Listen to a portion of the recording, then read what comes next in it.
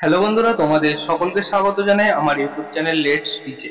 আজকে আমরা অতি গুরুত্বপূর্ণ একটি বিষয় নিয়ে আলোচনা করব, সেটি হলো দ্বিতীয় পর্যায়ক্রমিক মূল্যায়ন 2025 থেকে শ্রেণী প্রথমদের সমন্বয় সাধনের সক্ষমতা বিষয়টিকে নিয়ে। এই বিষয়টির পূর্ণমান কত 10 এবং সময় কিন্তু 20 মিনিট। আজকে আমাদের প্রশ্নের মধ্যে বেশ কিছু আমরা 100% কমন যোগ্য প্রশ্নোত্তর নিয়ে আলোচনা করব। খুব খুব গুরুত্বপূর্ণ আজকের এই ভিডিওটি, তাই বলবো ভিডিওটি শেষ পর্যন্ত তোমাদের অবশ্যই দেখতে হবে। যদি ভিডিওটি ভালো লাগে অবশ্যই ভিডিওটিকে একটি লাইক করো এবং চ্যানেলটিকে সাবস্ক্রাইব করো। তুমি যেমন দেখছো তোমার বন্ধুকেও দেখার সুযোগ করে দাও, তাদের মধ্যেও ভিডিওটিকে শেয়ার করে দাও। তাহলে শুরু করা যাক আজকের আমাদের মূল বিষয়।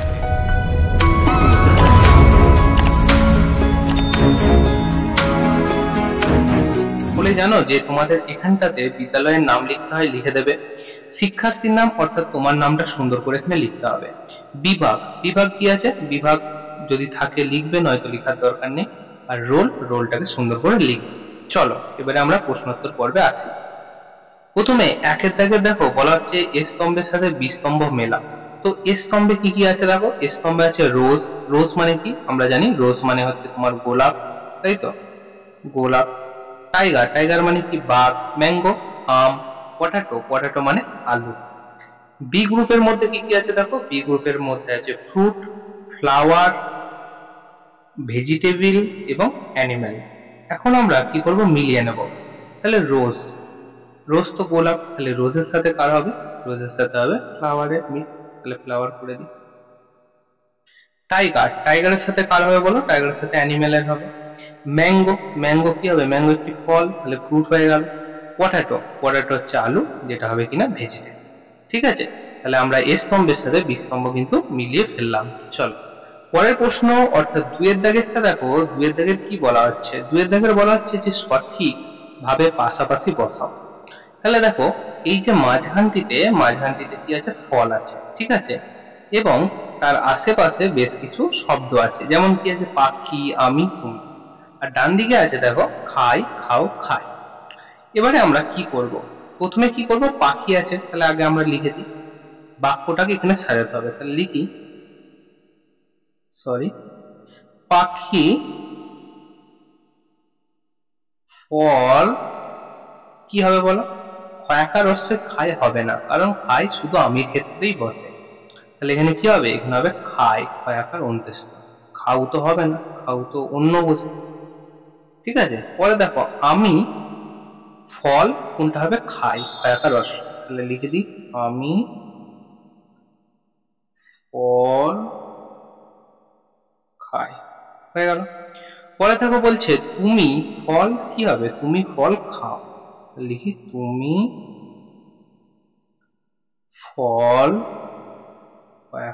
খাও। ঠিক আছে, তাহলে আমরা এগুলো সব কিন্তু পূরণ করে ফেললাম দুয়েতে। চলো পরে প্রশ্ন দেখি। দেখো তিনের দাগের প্রশ্নগুলোতে কি বলা হচ্ছে, তিনের দাগের প্রশ্ন বলছে যে ফাঁকা ঘরে যোগ চিহ্ন বা বিয়োগ চিহ্ন বসাও।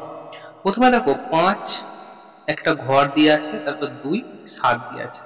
তাহলে আমরা কি জানি যে 5 আর 2 এ কি করলে 7 হয়, যোগ করলে 7 হয়। তাহলে আমরা এখানে যোগ দিয়ে দেবো। তোমাদের একটা টেকনিক শিখিয়ে দিই, যখন ঘরের দুদিকে দুটো সংখ্যা দেখবে, তাদের থেকে যদি এই সংখ্যাটা বড় হয়, অর্থাৎ সমানের পর যে সংখ্যাটা বড় হবে জানবে সেখানেই যোগ হবে। আর এই দুটো সংখ্যার থেকে যদি সমানের পর সংখ্যাটা ছোট হয়, তাহলে জানবে সেটা কি হবে, বিয়োগ হবে। তাহলে এবার আমরা দেখি পরেরটা, কয়েকটা দেখো 9 ঘর 5 সমান 4। দেখো 9 আর 5 এর মধ্যে, দুটোর মধ্যে কিন্তু 4 ছোট, তার মানে কি আমাদের বুঝে নিতে হবে এখানটা বিয়োগ হবে। পরেরটা দেখো 15 5 সমান 20 দিয়ে আছে, তাহলে দুটোর থেকে বড়, তাহলে এখানটা কি করবো, যোগ চিহ্ন বসাবো। 12 8 দেখো কত বেরিয়েছে 6, তাহলে কমে গেছে, তাহলে কি হবে, বিয়োগ হবে। ঠিক আছে, এই টেকনিকটা ফলো করে কিন্তু তোমরা সব করতে পারো। পরের প্রশ্ন দেখো, চারের দাগের কি বলছে, চারের দাগের বলছে যে ছোট থেকে বড় সাজাও, মানে আগে ছোট তারপর বড়। কি কি আছে দেখো, 4 8 2 1 5। তাহলে ছোট থেকে বড় সাজাবো, তাহলে ছোট কোনটা, আগে 1 হবে, তাহলে 1 লিখে দিই। তারপর কি হবে, 2 হবে, তাই না।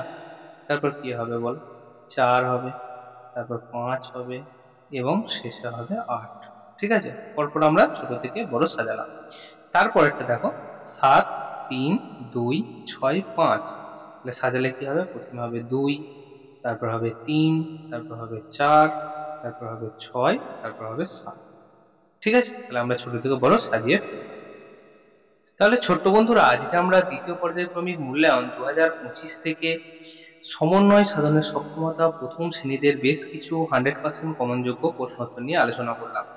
যদি ভিডিওটি ভালো লাগে বা ভিডিও থেকে তোমরা কিছুমাত্র উপকৃত হও, অবশ্যই চ্যানেলটিকে সাবস্ক্রাইব করো, ভিডিওটিকে একটি লাইক করো।